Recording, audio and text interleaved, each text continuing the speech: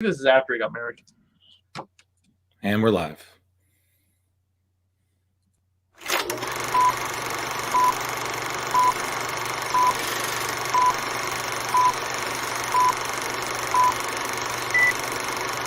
Hi, I'm Brian Johnson, and although you probably accidentally stumbled across it and have no idea why you're watching it, you are in fact watching The Dorkening.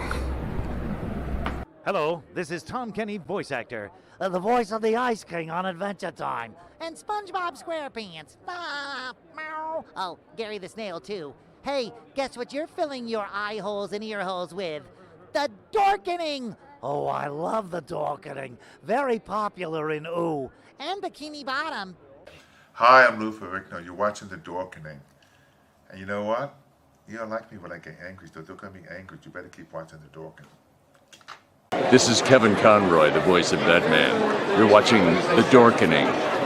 Stay tuned.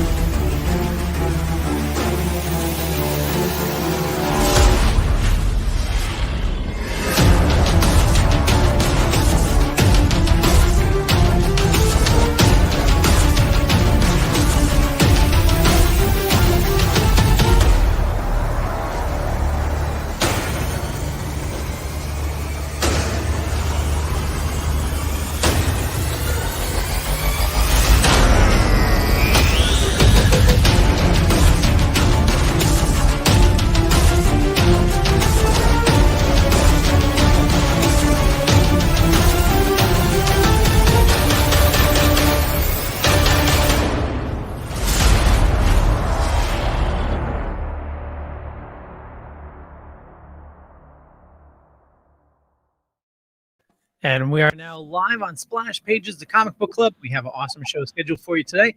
But as always, the Velvet Joker. How's it going, Rich? It's very good. How are you this evening? Doing fine. Great. Glad to hear it. Hope all the rest of you are doing fine today, too. Oh, totally. And we have Chris. Dr. Chris, how's it going? Hey. And Drew. How's it going, my friend? Oh, we're on. I'm good. Just tweeting this. So keep going. Oh, tweet away. Okay, so today we're talking about JLA New World Order, and so this is published in 1997, written by Grant Morrison, art by John Dell and Howard Porter. The world's most classic heroes reunite to stop the world's newest champions. Posing as a new group of superheroes, the Hyperclan have descended upon Earth. Convincing everyone that they are a benevolent force, as their true nature and plans come to light, only the world's greatest heroes can stop them. Standing side by side, Batman, Superman, Wonder Woman, Aquaman, and the Flash, Green Lantern, and the Martian Manhunter take on the alien posers and come to realize that Earth needs a force made up of only of the mightiest heroes. So this came out in 1997, as I said. Top movies of the time: Batman and Robin. We remember that classic. Got the food off. Was that the one where they had the line "Holy sheet metal, Batman" or something like that? It was if you can think of an ice pun. If you can think of an ice pun, it was in that movie. So literally everybody chew. Also, Event Horizon, Contact, and The Fifth Element. On TV, classic Seinfeld, ER, Friends, Frasier, The X-Files.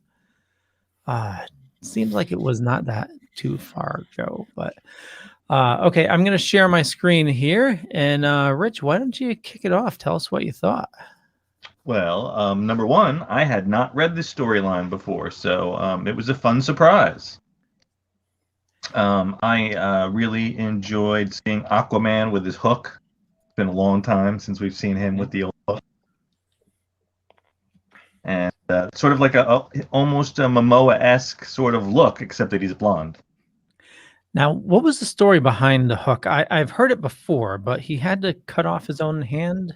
No, he in the comic book, in this continuity of pre New 52, his hand was shoved into a pool of piranhas and they ate it. In the Justice League animated series, he cut off his hand to save his son's life.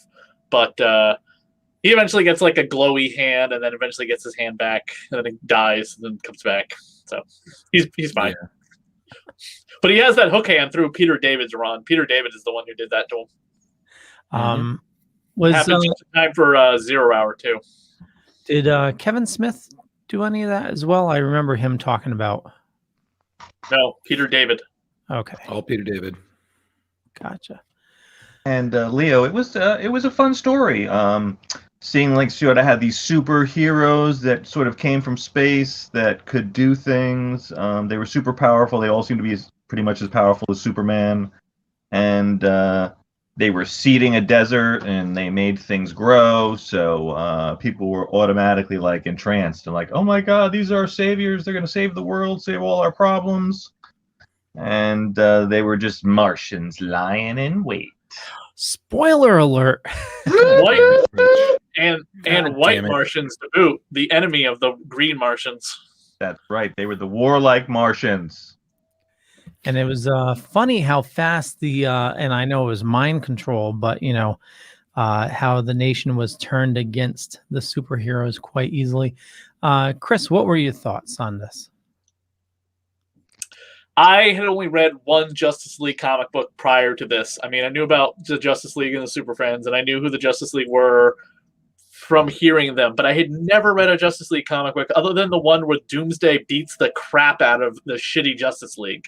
And they were the crappiest Justice League. Doomsday took them out in like one page. It was horrible. So I had no interest in the Justice League. However, then you have Grant Morrison come along, and he's this like Scottish man, and he has this way about him.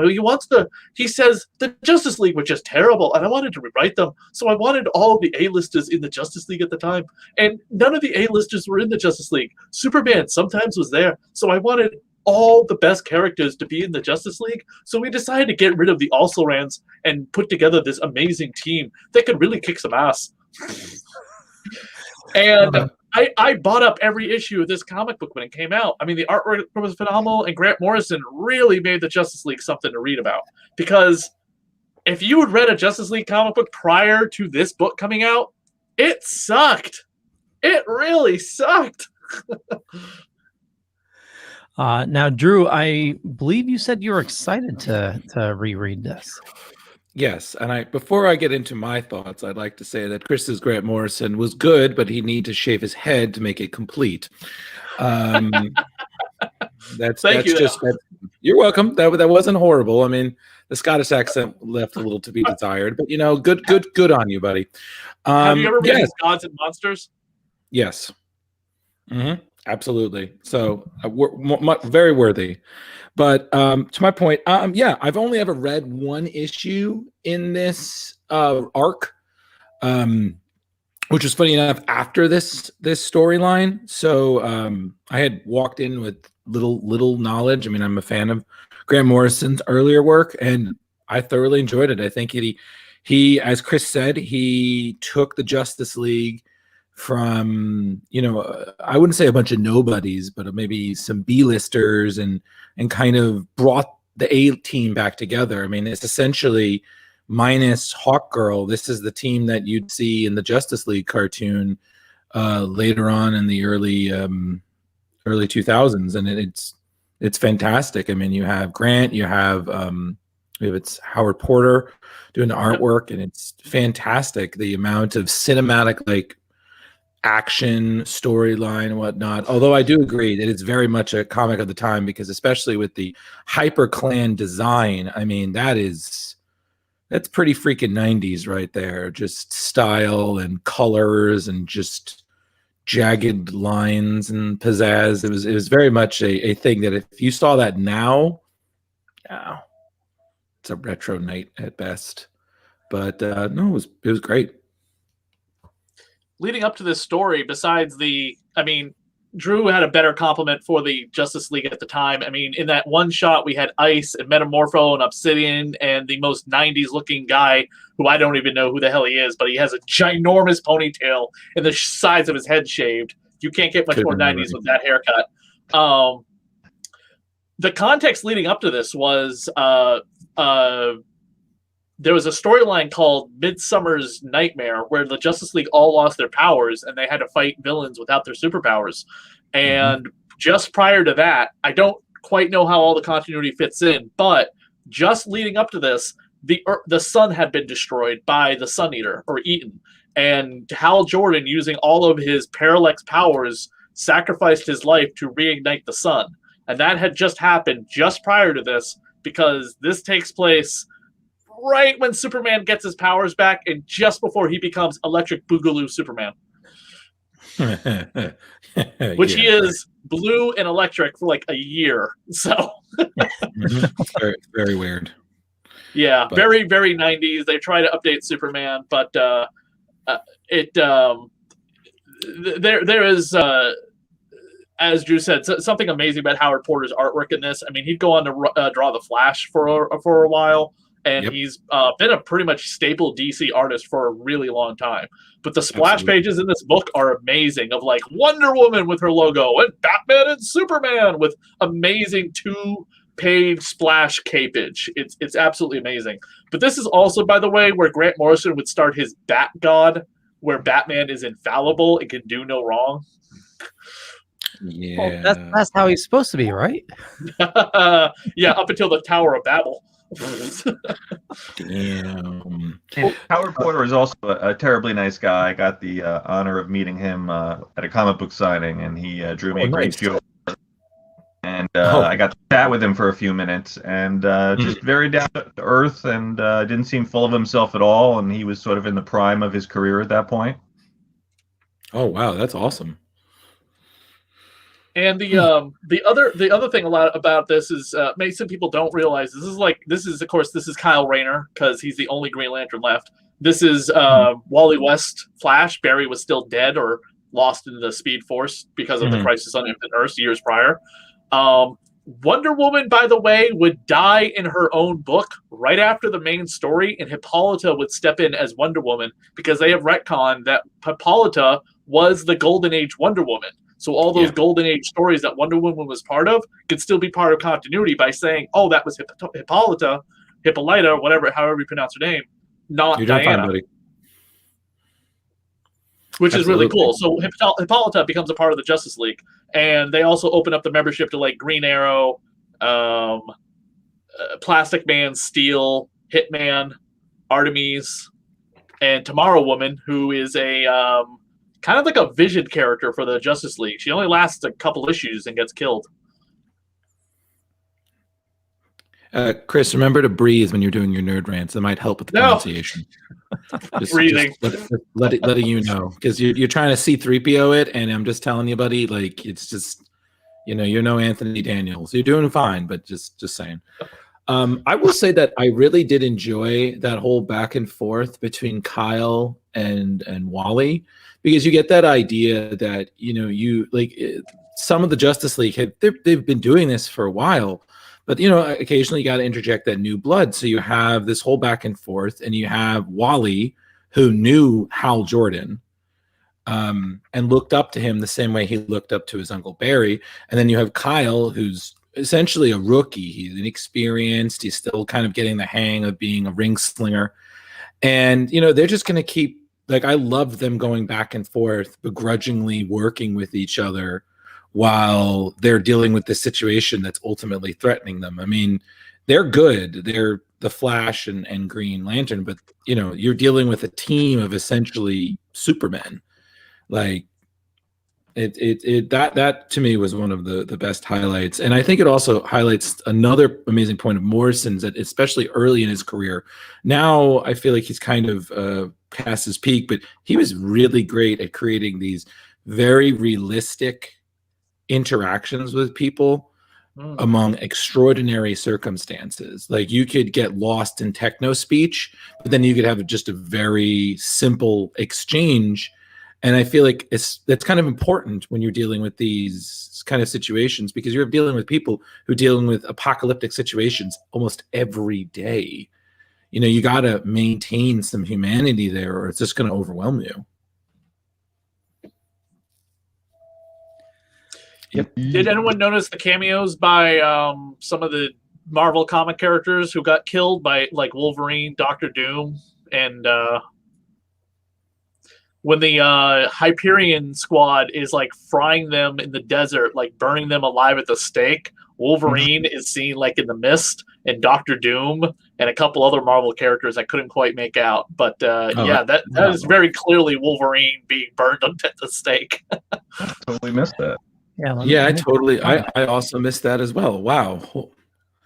Okay, it's right here. It's where they have the Taskmaster looking guy. If you could put my thing up on the still story. Yeah.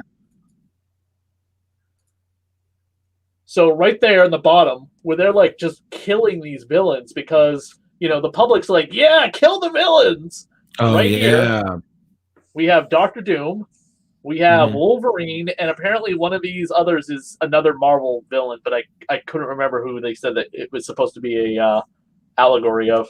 Oh, okay.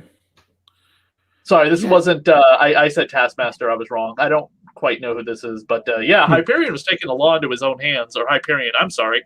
Hyperion is Marvel's Superman, Hyperclan, version. The squad was very much like the Punisher. I mean, they were all about the Punisher. But man, oh man, their costumes couldn't get more 90s. Especially with what's her name over here with her giant V-shaped boob window. Yep, that's some Power Girls level boob window right there. That is just out. Right, or the White Martian when she's fighting Wonder Woman at the end. She's got like giant White Martian breasts. Because when she punches, her boobs are just going to stay right in her outfit, right? That's clearly how that works, right? I'm just sure that's how. Yeah, right. That's comic book science. Somehow spandex will hold everything in. Unless Drew, fake news, Drew. It's fake news. Can't go cancel me already, okay? God. Miss Martian, who's part of like the Young Justice, she's the only white Martian that seems to live on Earth in the DC universe without being vilified, because she's proven herself. But she is a white Martian, but she keeps her green Martian, somewhat attractive looking form, because as white Martians, they're basically borderline looking like xenomorphs. Just horribly disgusting creatures. They're multiple limbs, and they just look horrific. And I will say this, though. I think another interesting... There were two interesting moments that I definitely want us to address. How Grant Morrison made it that Batman is essentially doing like a Die Hard, taking everybody out one by one. Oh, yeah, totally. Which again, it's the, oh, you're human, so you're basically weak. You're no threat to us. And he's like, but I'm Batman.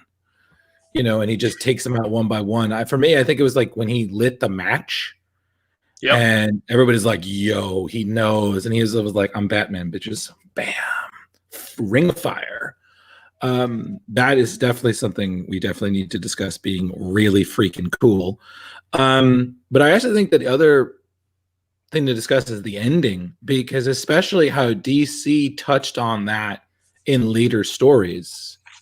So, one thing at a time, of course, because we have like I don't know, 20 more minutes. So, we gotta stretch this out. This is like an episode of The Flash. We gotta stretch this out much longer than it needs to be. That's the CW way, right? We gotta get filler so we can get that sweet sponsorship money. I mean, I'm sorry, whoops. Right. I'm sorry, not to reveal the secrets. It is also very cool how it comes down to Superman to put the rally cry out to everyone on Earth to fight back against the Martians using fire. you know, and it's Superman who inspires the people of Earth to, you know, push back against the Martian oppressors. But at the same time, they were ready to watch him be executed on TV just a few hours before that. Absolutely. And I think it's also amusing that we have this relationship, which later on you'd see in the Batman versus Batman and Superman series by Jeff Loeb and McGinnis. This whole respect that Batman and Superman have, they clearly couldn't be any more opposite of each other. Yet there is this that you do your things your way, you get results. You do your things your way, you get results. I can respect that. I don't like it, but I can respect you. And it's so funny that he is kind of the person who says it's gotta be Clark. Clark will inspire everybody, because he still has one of my favorite kind of diss moments to Superman in Infinite Crisis is when I believe it's him and Diana and Superman are all arguing, and he just flat out says the only time you ever inspired somebody is when you died. I was just like, God damn. That's just like in Rick and Morty when you got Noob in the background, just God damn. Like it's just there's no regeneration matrix is going to heal you from that burn. So one of the best follow-ups. What's that, Chris? One of the best follow-ups to this story arc through, I mean, everything Grant Morrison wrote with just JLA, excuse me, was absolutely amazing. But what I would love to have seen in this, you know, Snyder-verse thing that we are, I don't know if we'll ever get DC will ever get around to doing that again, Warner Brothers, was, if you can put this up, I think it's called Rock of Ages. Oh, yeah. And it's a nightmare story that the beginning of this trade paperback involves Lex Luthor and the Injustice Gang, which is really cool. And then later on leads into, I think it's like Aquaman, Green Lantern, and Martian Manhunter were in space. And when they come back to Earth, Earth has been turned into New Apocalypse. And Darkseid is everywhere. And it's a phenomenal story. And in it, they're getting help from a secret person, and they find out that it's Desaad, but then you find out like Desaad's actually Batman. Wow. Do you know that, Chris, when you sometimes speak, you have a very Shatner way of saying things? Like you had this way where you're like, Darkseid is everywhere. No, but that was but the poster saying Darkseid is, there's nothing else. It's just Darkseid is, period. Oh, no, I know. I'm just saying it was just the pauses. It was just very Shatner-esque of me. I was just like, I just imagine you like, it's time for the Justice League to save the world again. Gotcha. There's also a great Starro story. It's like 2 parts where they have to team up with Sandman. By Sandman, I mean Neil Gaiman's Sandman, or at least the new version of Sandman, Daniel Way, because Morpheus had just died over in the Vertigo book. And they needed Sandman's help to enter the dreamscape to defeat Starro, who had basically was like all over the Earth. Like Starro got fucking big. It was just covering the planet. Didn't they cover that in a recent DC animated? Somewhere. I remember. Starro? Yeah, I remember Starro being like huge. In the DC animated universe, the DC, the Justice League, Superman, Batman one, the one Drew was mentioning, Starro never appears until like the Batman Beyond cartoon, where it was revealed that Superman's been under Starro's control for like a decade. Fans fucking hated that. What? Are you kidding me? I loved that. I thought that was Superman fans hated that because it made Superman out to be the villain again. Like, how many times do we need to write Superman as the villain? And the fact that he was under Starro's control all this time, and it was they did a follow-up to that in the comics of the Batman Beyond universe, which was like Batman, like Superman, like dealing with the grief that he's been under Starro's control for a decade. Lois died while he was under Starro's control, and Terry's trying to like console him to be like, "You're still the world's greatest superhero. You still did a lot of good things under Starro's control." And he's like, "You were missing the point, kid." Yeah, I think it was the New Frontier movie. Was it New Frontier? They didn't fight Starro. It was a it was like a screenshot of their first adventure. The first appearance of the Justice League, they fight Starro, and they just do a screen grab, like floats. Okay. So I know we want to touch a little bit of something you can't talk too much about, Chris, but I just wanted to say, this is the first Justice League I started getting into. I think it was the first one for the New 52, the graphic novel, and absolutely loved that. But reading this for the first time, absolutely phenomenal. I love how they handled Batman at the end. It's just pure Batman, being the detective and just being somebody that just kicks ass. And, in the beginning where, they think, hey, how come Batman didn't show up? And he appears in the rafters. I've been here for over an hour. It's just totally bad. It's a very Batman kind of, again, he just has that way of just like, I know what you're telling me. I've already figured out. Like, he's infuriating. Oh yeah. Oh, I wonder what. Yes, I can only wonder what your thoughts are, Laughing Boy. Yeah. Yeah, we know. Yeah. But I will say again, it's got enough prep time. It's got enough time. Cool. Sorry, dude. I mean, no, it's fine. No, it's get it out of your system. It's like a laughing gas, just smiles everywhere. No, I will say again, I did enjoy the ending. To me, I think was by far one of the best highlights of the whole thing. I mean, I think for me, it was the scariest thing is that there is a place in a dimension where there's just a ship of white Martians in stasis, which is just frightening to me because drawn by Howard Porter, these things look horror worthy. And then you have that Johns, one of the last living green Martians, is the person who decides their fate. And he even says to Superman, you may not approve of what I'm going to do, but you do not understand them the way I do. Like these people are responsible for the reason that I am one of the last of the green Martians. And what's even better is that, again, like later on, like you had this whole thing that not only were they brainwashed with mental blocks that just stop their powers, they believe they're human. They live on Earth. And it's kind of like what Marvel did the first time they had the Skrulls show up. And I don't know if you guys know that story, but when the first Skrulls showed up, not only did the Fantastic Four beat them, but convinced the Skrull leaders that Earth was full of way too many monsters. Around the 60s, there was a lot of monsters, apparently. We got rid of them. And that was the one where they convinced the Skrulls, they hypnotized them to become cows. Yep. And live their life. And those, they one of those cow Skrulls got turned into hamburger meat and poisoned an entire town in a Fantastic Four annual John Byrne did to like go back to going, hey, do you remember those cows? And there was the cow Skrulls were part of the Kree Skrull War because Vision comes screaming out, the cows are Skrulls! The cows are Skrulls! Like he's like flipping out and nobody understands what the hell he's talking about. Mr. Fantastic's like, oh, that's right. We never told anyone else in the Marvel Universe. And then later on that the more of the cows got eaten, but instead of killing people immediately, it gave them like Skrull powers. So that formed a Skrull kill crew. Yep.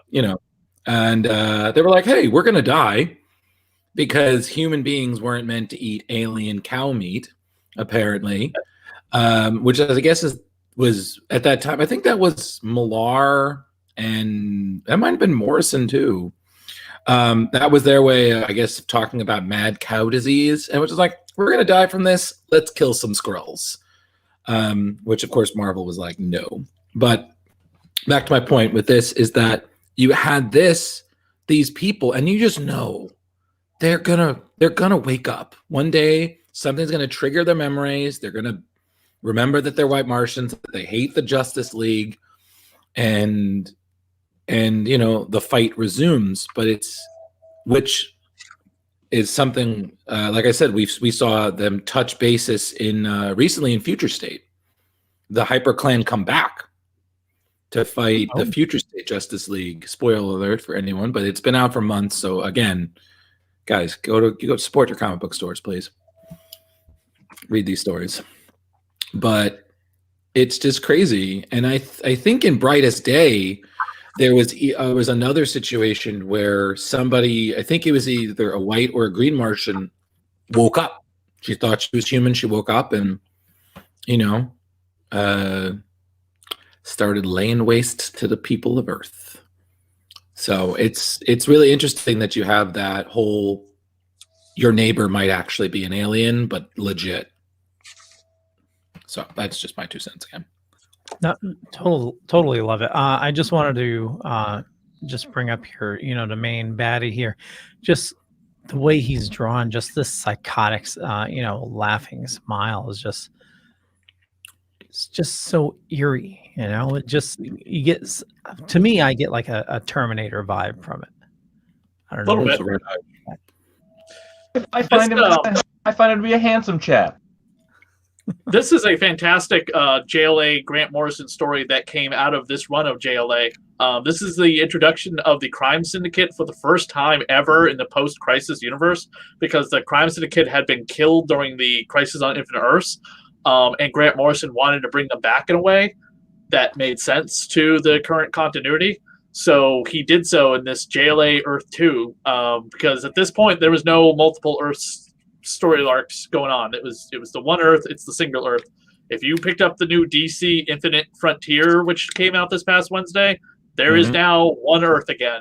All the multiverse stories have existed, but there is one Earth again. Yeah, this was really good, and the artwork by Frank Quitely. Yeah, Quitely. We know him. Yeah. Yeah, he's fantastic. This is definitely worth reading. It's the same cast that's in the book that we just read. But they're evil. Yeah, and this, by the way, was a inspiration for the Justice League Crisis of Two Worlds animated movie. This has a lot of that in it. The good Lex Luthor goes to our Earth to be like, I need the super people that live here.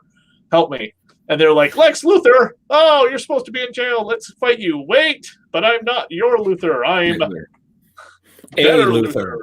Yeah. Like if you watch Superman and Lois right now, the villain of that show is Captain Luthor, a African-American Luthor too, by the way, the first black man to play Luthor. I've been really digging that. I haven't watched this week's episode yet, though. The one that's airing while we're broadcasting? Oh, I thought it came. I'm off a day. Never mind. That is why the Dorkening's time slot moves to accommodate Leo's nerd. It was really good, but by the middle of the second episode, we were already in the CW zone. Oh yeah, you're feeling that? Like I said, I enjoyed the first episode, but that second episode is like, all right, you're already starting to CW it to me. I was getting it is CW-y, but I wasn't getting as much drama, and I know we're veering off here, but it wasn't as much drama as like the Flash. I was getting Smallville vibes from it. Well, because they moved back to Smallville because they all Lois. Well, I mean the interaction. Well, no, I know that, but like the interactions between people, it's not, I know we're getting a little bit of high school drama, but there's the adults mixed into it as well, and it's yeah. Right. I just want supervillains to show up. I mean, please tell me Morgan Edge's plotline is going to lead to him, involved with Intergang and Intergang's involvement with Apocalypse and Darkseid. That would be fantastic because, I mean, they've already done the Anti-Monitor and the Crisis on Infinite Earths. What is the next big villain for them to do? Darkseid. There's probably others, but yeah, let's go with that. I honestly, I haven't watched the show because to be quite honest, I'm kind of CW'd out on this tangent. But again, I'm always down for giving something new a shot. But again, I did see the clip where the new Luthor is, and I was just like, wow, that's actually surprisingly a nice twist. I was like, this is cool. But again, just like with Rich, I do get afraid because there is like a formula CW follows. And sometimes, in my opinion, it does lead to some poor writing. Like, again, a lot of the earlier seasons of certain shows, like Green Arrow, The Flash, those 22 episodes really stood out. But after a while, it was like, we don't really need 22 episodes. We could just do this in 13, 10, Exactly. maybe Yeah. 8.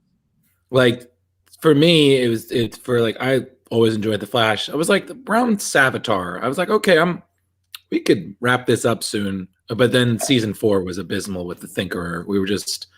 I was like, guys, this is the Thinkerer. Like, really? We couldn't deal with this in 3 episodes and then move on to someone else? Like, but Yeah.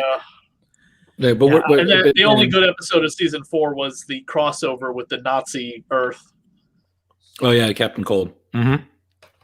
Yes, Barry. It's okay to grieve. No, it's fine. Ralph's still in there. Barry, it's okay to grieve. Like, come on, man. I haven't watched the new season of The Flash yet. Have they? What did anyone watch that? I would love to see how they're wrapping up the Elongated Man storyline without the Elongated Man part of the show anymore. I didn't know it started yet. Yep, last week. Mm-hmm. Yeah. They were building up the Elongated Man Sue Dibney marriage plotline, and then Elongated Man actor had to do some dumb crap, get himself fired, and they had to end it on a terrible cliffhanger because of COVID, with Iris trapped in the Mirror universe with a bunch of Mirror copy people because of Mirror Master. And like Drew pointed out, it's just like every episode is just dragging on and on with this plotline of like evil Iris and Mirror Iris and Mirror Master, and it's like, good God, Mirror Master is not that big of a villain. We need a whole season of. So, Chris, what I'm hearing is your mirror over it. Just wanted to. That was good. Leo, it's about 8:38, by the way. Okay, we'll hop on over to the Spider-Man talk. But yeah, I tuned out of CW quite some time ago. I think it was actually during Savitar. That run with the Flash, and I haven't really watched anything since, except for the crossovers. I tuned in for that. But off tangent, we'll probably talk about this tomorrow. But I just saw CW is also rebooting Kung Fu, which should be interesting. Why? I don't know. I just saw a trailer today. Like Kung Fu, The Legend Continues, Master of Kung Fu, that old show. They're calling it Kung Fu. So a new CW show starts in a couple weeks. They still have plenty of DC characters they could give a show to. Okay, so Velvet Joker, how many crowbars? We're gonna go 3 3/4 crowbars. Okay. Chris, how many crowbars? 4. Drew. I'm gonna give it a nice 4, along with Chris. It was really good.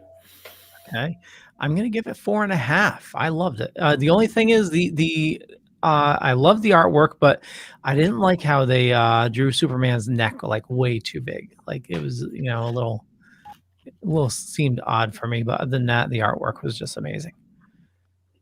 Okay. So we'll wrap things up. Get over to Spider-Man. So Drew, where do you like people interacting with you on social media? You got to catch me as I'm eating. I'm on Facebook. You can look me up, Drew Malo. I have my Instagram, Ghostbusterman1984, and I'm a frequent writer on Screen Rant. So you just look me up and see what to do. Okay, Chris. Oh, I'm on. I'm here, and I'm on the Spectacular Spider-Man show we're about to do. Okay, and Rich. Rich Davis on Facebook, and Velvet Joker 2021 on Instagram is where you can find me. Cool beans. And for me, just Google Leo Pond or head on over to thedorkening.com. You can find over 30 shows on the network. Awesome stuff. And look for our new website coming soon. And you know what? We have sponsors. Here's Deadly Grounds. Rise and shine, my sinners. When Father Evil starts his day, he gets a little deadly. Deadly Grounds coffee has the richest, smoothest flavor you'll find anywhere. It's sinfully delicious. Once you go deadly, you never go back. Order yours at getdeadly.com. Coffee's so good, it's scary.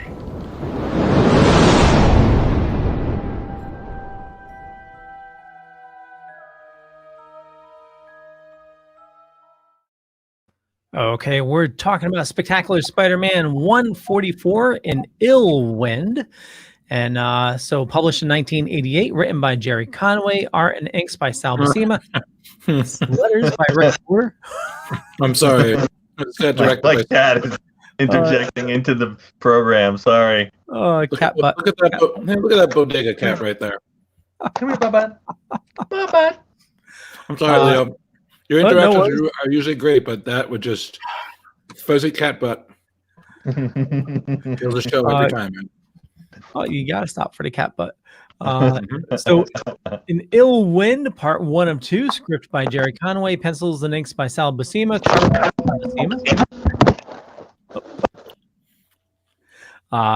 Peter Parker's book signing tour for Webs continues in sunny San Diego. You getting attacked there, Rich? Yeah, my cat knocked everything over. As cats do. While web slinging through the city, Spider-Man hears an explosion over at the Mission Bay Marina Club. Spidey goes to investigate and encounters Boomerang. Meanwhile, at the Daily Bugle, Joe Robertson returns to work and is promptly arrested by federal authorities for keeping silent about Tombstone's past crimes. Cameo appearance by the Slaves of New York author Tama Janowitz. So take it away, Chris. Yeah. Hold on a second. I got idiot people messaging me. You're so popular. Right. So the cover to this issue, we have Spider-Man getting a shot right in the face with Boomerang, and this is pretty much like a panel, like almost an exact panel that's in the comic book, which is extremely rare. You don't have the cover usually as a panel in the comic book. The cover is usually done as a completely different piece of artwork. Spider-Man continuing his book or Peter continuing his book tour of the pictures he took as Spider-Man is still pretty funny because it's putting Peter in all sorts of different elements throughout the books that are happening over the next several months to put him in the spotlight that he's not really used to being. But he would be doing exactly what I would be doing, where two people are talking about an incredibly boring conversation. I would be snickering, making jokes with the person next to me. On live TV, that is also. On live TV, which is fantastic. Why not? I think they write Boomerang to be older than Peter Parker here. If you go and pick up Amazing Spider-Man number 61, I think is the current issue, where he's on the cover in the traditional red and blue and half his ridiculous, stupid new costume, which they revealed what it to be. It's a costume he wears to take pictures and be a webcam, like Zoom spotlight hero for the public to witness his adventures while he's Spider-Manning, and he hates it, but he does it anyway because he needs the money. Like, Peter's always broke, and Jada Jonah Jameson is like trying to be Spider-Man's PR person because he knows Peter is Spider-Man. It's so dumb. But getting back to the point I'm trying to make, Boomerang is currently Peter Parker's roommate, and he knows that he is Boomerang. Boomerang does not know Peter Parker is Spider-Man. Robbie Robertson knows that Fred is Boomerang. But in that, Peter and Boomerang seem like they're about the same age. In this, everything comes across like Boomerang is much older than Spider-Man. So the fact that he wants to murder Spider-Man right now is very funny, considering that they are sharing rent, or at least Boomerang's a freeloader off of Peter and Randy. And Spider-Man has to protect Boomerang currently because the Kingpin has a hit out on Boomerang. And the last we saw was Bullseye was taking the shot. Dear God. And that's anyway, back to the issue at hand.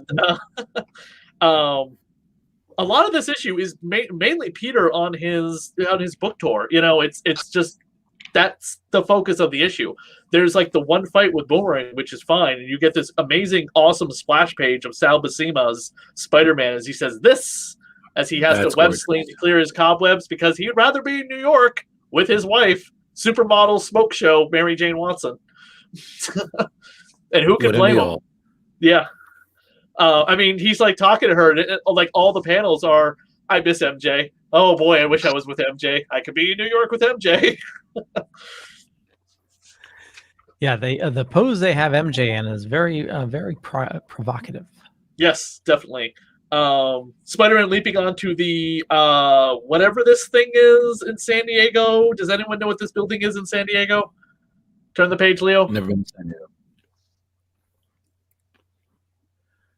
Nope. No idea. Okay. With Boomerang, I just think is a great testament to Sal's artwork. Oh yeah. Sure enough, the Parker luck is always the same. The police think that Spider-Man is responsible, so they start shooting at him. I told you that was the real Spider-Man. I just had to see. Was that Drew? No, I just had to see. You know, only Spider-Man could dodge those bullets. I'm done. Continue, Chris. Yeah, I derailed you, buddy. I'm sorry. Robbie gets his welcome home party at the Daily Bugle just in time to get arrested for withholding information for a 23-year-old crime, according to the federal marshals. I don't know what the statute of limitations is on a crime like that, but Robbie gets arrested. And just before cake. This leads into the trial of Robbie Robertson in issue number 150, which we are about 5 months away. But we're 5 months away in the Spider book, but several weeks away on this podcast because we have to break up Inferno into a multi-part episodes due to how long it is. Dear God. Yeah. Peter is signing his web store at Books R Us, which I would love to know if that is a real bookstore in San Diego. Does anyone know? I will find out. Yeah, Leo will find out. So he avoids lunch with his tour manager and goes to lunch with the guy that he was making fun of on the TV that he was doing the book tour alongside. No offense, but I'd much rather look at pictures of Spider-Man in a photography book than a bunch of pictures of rich people's boats, which is what the other two people were promoting. I have no words. Yeah, we're not the boat crowd. We're definitely the web crowd. Boomerang comes gutting for Spider-Man, and they have a pretty good knockdown, drag-out fight, and Boomerang seems to win. My question is, who's cooler, Captain Boomerang or Boomerang? Okay, thank God you said something, because I'm sorry, every time I see Boomerang, I'm just, reminded that DC and Marvel can, they're still doing it in some way. They used to have that thing where they would just constantly steal characters from each other and just little touches. So they weren't an exact ripoff. It's, Boomerang, and Boomerang, and they're both Australian too. Yeah, this is literally almost Hawkeye and Green Arrow again, except it's whoa, wait, sir. Hawkeye was a criminal. Green Arrow was a rich kid. I was like, big difference. One was on an island, the other one grew up in a circus. I was like, does he shoot arrows? Yes, he's. The thing is about Jerry Conway, he tries to write Boomerang's dialogue like he's from Australia by putting in certain slang terms that Australians would use. Currently, Nick Spencer writing Boomerang, I haven't seen one word in there that makes me remember that Boomerang is from Australia. They mentioned the fact the reason why he became Boomerang is because he bet on his own baseball game and got him thrown out of the baseball league. Yep. So he decided to turn his pitching arm into a crime arm of robbing banks, and he was part of the Sinister Syndicate for a while, which he mentions in the book. The Sinister Syndicate was basically the B-level Spider-Man villains next to the A-level Spider-Man villains like Dr. Octopus, Kraven the Hunter, Mysterio, the Vulture, the Sandman, Hobgoblin. So this criminal syndicate was like Speed Demon, the Rhino, the Beetle, the original Beetle, who's now currently called Mach 10 of the Thunderbolts. So this was like the Spider-Man version of the Make-A-Wish, but with supervillains. That's what I'm hearing. It's just, do you want to go with the big league, kids? Come on, let's go take Spider-Man on together so we can end up in the same jail block. Yeah. The funniest thing about Boomerang is that Nick Spencer wrote a book called The Deadly Foes of Spider-Man, which ran for 18 issues before he left the book. They ended the book so he could go write Captain America Hydra, and it was one of the best funny books out there. It was a hilarious group of Absolutely. supervillains. It was the criminals. It was the Sinister Syndicate, with the exception of Beetle was the female Beetle, aka Laura Lincoln. Tombstone's She daughter. is the daughter of Tombstone, which we've mentioned previously. Yep. And every time Laura comes over to make out with Randy and do other things, Fred goes hides in Peter's bedroom because he's like, if she sees me, she'll kill me because I'm Boomerang and she knows what I look like. And Randy's like, you do know she's the Beetle, right? I have to. I'm sorry. Go ahead. In the most recent issue, by the way, Randy finally tells his father the truth that he is dating Tombstone's daughter. What were you gonna say, Drew? I was just gonna say that's when I think of Boomerang, that's who I think of. I just think of is it Frank Myers? This just absolute loser that just makes deals on top of deals and gets out of everything with just the skin of his teeth. Everybody kind of either thinks he's a joke or despises them. I believe in one of the most recent Spider-Man issues, the Kingpin basically offers a get out of jail free card to whomever captures Boomerang. And that was this week's issue. Yeah, exactly. So everybody is so down because they're like, that guy sucks. I can make money off of him. Sweet. And I'm just right, like, because the Kingpin is mayor of New York, so he's got all these like, I can do whatever I want as long as I keep it under Captain America's radar. So I have to say the biggest crime in this issue is Boomerang kills Mario. Yes. Oh yeah. Well, it's Yeah, revealed that Mario. this whole assassination plot line is orchestrated between the rich boater, the guy Boomerang's working for at the beginning of the issue, and Boomerang himself. And now they want Spider-Man out of the picture. And of course, Boomerang throws a boomerang at a copy of the Webb's book, not figuring out, gee, the Webb's guy is here. Peter Parker takes pictures of Spider-Man. Spider-Man's here. Oh, I almost could put two and two together. Now I live with Spider-Man as a roommate. Yeah, well, I'm sorry. Leo, I'm sorry to interrupt you, but I need to address this. No, okay, how does nobody ever do that? Like, I know sometimes we as people, don't really want to acknowledge the super obvious, or later on you're like, oh my God, that person was a scumbag, but I had them in my home. I had no idea. How do people not see these situations until they like put one thing in front of the other and was like, light bulb, that's Spider-Man. Like, it's the same thing. Like, how does nobody ever look at Superman's face and be like, you know what? It's Clark Kent. Well, he revealed his identity to the public. Nobody has to do that anymore.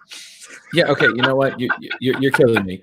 So you're killing me, Chris. And somebody wants to know who came first, Boomerang or Captain Boomerang. I have no idea. I want to say Captain Boomerang, I think, came first, right? I mean, quick Google search will tell you. I really don't know. I know Boomerang was I think he was an Iron Man villain for a little while, right? Or I'm thinking of the Beetle. I think you're thinking of the Beetle.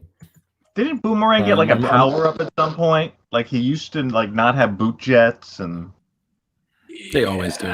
Sort of. Okay, so Captain Boomerang, the Flash villain, was created in Flash number 117, December 1960. Okay. And by the way, Captain Boomerang has beat Boomerang to the big screen because of the his appearance in Suicide Squad, and he was on the Flash TV series. Boomerang, and Fred Myers, was created in 1966 in Tales to Astonish. So he was that's who he was. He was a Hulk villain first. Oh. So it looks like... Yes, because, Boomerangs versus the Hulk is going to work. Idiot. So looks like DC had it first. Yeah. And Boomerang was created by, of course, Stan Lee and Jack Kirby. Yes. A gimmicky superhero created in that time? Yeah, no. But so they're gonna plot their revenge against Spider-Man because Boomerang doesn't like Spider-Man. He gets a check for $300,000 to cash for killing Mario. Oh yeah, yep. Big dollars. No refunds. Next issue, the conclusion to our San Diego story, as Spider-Man plays detective to learn who hired Boomerang. Now, Peter wants to go back to New York and be with his, lovely wife, but he's like, no, gotta stick around in San Diego and keep my nose where it doesn't belong. Because San Diego doesn't have any, I swear to God, the West Coast Avengers should be pretty active at this point in Marvel's continuity. Why he doesn't just call them, I don't know. Yeah, why? What? The next issue, we're going to get to meet one of Mary Jane's relatives who becomes a permanent part of the Spider-Man cast for a while until something pretty bad happens, which we will probably have a very special episode of. What was her name? We'll introduce her next week. All right. Give me the info now. Give it to me. But I'm not even joking. Leo. I'm not even joking. This character sticks around for way too long, and then it's a very special episode. That's how she disappears, and she only makes background appearances afterwards.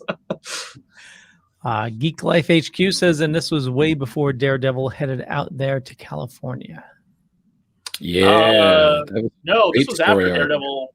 This is 1988. Daredevil was in California dating the Black Widow well before this, well before Frank Miller's run. Yeah. He dated Black Widow? Yeah. Yeah. Yeah. After him and Karen Page broke up, and Karen was dating Ghost Rider because she was a stuntwoman before she became a porn star. Daredevil left New York to do whatever, and it was the Daredevil Black Widow book for a year or so. Yeah, good times. And, Geek Life says Mark Waid run, I'm thinking. Yes. Yeah, that's what Daredevil I was. has lived in the West Coast more than once. Yeah. But also, what's funny? There was this. Sorry, Chris. You go. No, go ahead, because I pretty much out of notes for the issue. Because I remember this one issue I read. This is a random comic. I remember that Boomerang featured in, and I guess he was hired to do a job, and he's sitting on a plane, and because we've all traveled and had an obnoxious child with two parents who do absolutely nothing to stop him from squawking and yelling and being basically a monster, especially on a long flight. And this kid, of course, has a boomerang, and he's, talking like he's in Harry Potter, this whole deal. And of course, the parents can do nothing to shut him up. And then he gets to New York. The kid's waiting, I guess, with his parents. He wandered off, and he's like, "Oh, my boomerang!" And Fred walks up to him, which again, I'm just again, where are these parents? What is wrong with no, not that boomerang. No, but this is an actual boomerang too, by the way, in the shape of Joker's favorite friend. There's no character called Batarang. There is, but this is a actually working Batarang. This is a authentic, real. This will come back to me. And I would love to see you try, but right. So So concluding my point. So Fred basically takes his boomerang and shows them how to use it, and he essentially kills some pigeons with it. And then it comes back to him and was just hands it back to the kid, and the kid is just traumatized. And I'm just God, yeah, where are their parents? Guys, do not leave a child at an airport alone. It's crazy what parents do. I've told the story before on the show, but I used to work at Mohegan Sun, and on my breaks I would walk around. It's because I was in marketing, and marketing is like 4 levels underneath the casino. It's in the basement. Okay. So some sunlight, I'd walk around, and I'm walking through on the outskirts near the shops and stuff. And this little kid had to be, I don't know, maybe 4 years old, comes flying by me. And, I think there's people behind me. I think it's his parents. And all of a sudden he goes around a corner, and I look behind and I said, "You better hurry up to catch your kid." They go, "Oh, that's not our kid." And it's the only other adults in that area. And I try to rush up to see where he's going, and he's way ahead of me. He was flying, and he went through the outside doors, and I don't know where he ended up. I called security, but yeah, it is scary because nobody was watching this kid. Crazy. Messed up. Yeah. Yeah. Happens all the time. Imagine if he had Chris's boomerang. Just Yeah, just be like, kid. I just posted in the chat for us, Drew, a link to the guy who made this, and you can see him throw it. His name, it's Boomerangs by Vic. He's located up in Maine. I'll take your word for it. He actually sent me 5 of these. I set up at the Hartford Comic-Con, and we sold 2 or 3 of them for him. Oh, nice. You guys he referenced Mohegan Sun, you referenced Harvard Comic Con. I'm like, one day we will return to cons and it will be glorious. We'll be a little older, a little heavier, a little bit more tired, but we will enjoy them. That's all the notes I have for this issue. Where it's pretty much a 2-parter with Boomerang. The bigger spectacular show is coming up very soon as we are setting the fire for Inferno. Pun intended. 4 weeks of Inferno coverage because there's just so much to cover with Spider-Man and Inferno. Yeah. And we will have on for the first episode the spectacular Spider-Girl cosplayer. Very cool. So she's a huge Hobgoblin fan, so she will be on to cover it with me. Rightfully so. But Splash Pages will be covering Inferno as well, Leo, right? Yeah. Now, I think you said we're going to do like every other week. I mean, you can do it however you want to do it, but I'm doing it like in the order that it has to be published. So figure out how you want to cover Inferno. There's a lot to cover. It doesn't mean we have to cover every single thing. I mean, you could divide the trade paperback into 2 episodes and go on to other things while I'm still covering Inferno. But sounds good. I have the book, so I'll get that information to you, and then we can talk about how we want to do it. So talking about cons, Drew, I forget where you are. Are you in Massachusetts? Oh no, I'm in Westchester. I'm in New York. Oh, New York. Okay. Yeah, but since I have a car, I have been known to make the trek to the out-of-state cons, where sometimes there are deals aplenty, friendly people, cosplays you never see in New York Comic Con, and yes, Chris is showing off. It's nice there. Inferno, showing off his Inferno swag. Oh, nice. Yeah, that's a thick book. You could bludgeon a nerd with that. Drew, go look up the hardcovers for it. It's massive. The hardcover contains Volume 1 contains every single X title tie-in. Volume 2 is every single Marvel Universe tie-in. Oh, I got a headache just thinking about it. But yes, to finish your question, but I have been to Mohegan Sun. I actually have been to Hartford as well. And Mohegan Sun, that con. Terrificon is absolutely fantastic. That's one of the ones I can't wait to go back to because it is just so much fun. They usually have a really good guest list. Like their celebs and artists and writers are usually spot on and fantastic. Yeah, that's the cool thing about Terrific is it's more comic focused. I mean, he gets some of the bigger celebrities there, but he's really focused on the comics, where unfortunately some cons don't. They just turn into a big celebrity mash. Rhode Island Comic Con, they were one time. At one point, they were way too many guests, and they have. I mean, I don't know what's going to happen in November this year, but they have really strived to make sure like half the con is the guest and the other half of the comic book people. Oh, nice. But it gets too meshed up. Like they overlap with all the this guy who played this person and that person, just way too much. Yeah. I think it's like the microcons, like Apple City Comic Con or at one point the Granite State Comic Con up in New Hampshire, they were only comic book people, but then they collapsed and just started having actors and stuff. It's like, great, Billy D. Williams, but you guys just gave in. It's hard. You got sometimes. That's back in the day when it was just comic people. It's no longer that. You need that celebrity interest to get people coming. I mean, You need a nice balance. Yeah, exactly. You need that nice balance, and when a con does that, it's great. I mean, Boston Comic Con for years, they were just the comic books, and then it was like one celebrity, and then it was two, and then it was like everywhere. Yeah, Boston was pretty great. And now Fan Expo, who bought out Jack and Jim's Boston Comic Con, they are they're doing whatever they're gonna do. I don't know if they're coming back from the pandemic. I mean, I've heard stuff, so I don't know. Yeah, it's gonna be really interesting. See when, because I don't think it's ever really going to be the way it was, at least not for a couple of years. Yeah. But it's still going to be nice. I just think we're going to all look at it with new eyes. It's kind of like the ending of Stand By Me. You come back, but you're different. The town doesn't seem as so big, smaller. You're grown up.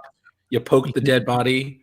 You move on, and at the end, those are the best of times, and the grandkids tell you to go play, and you're like, okay.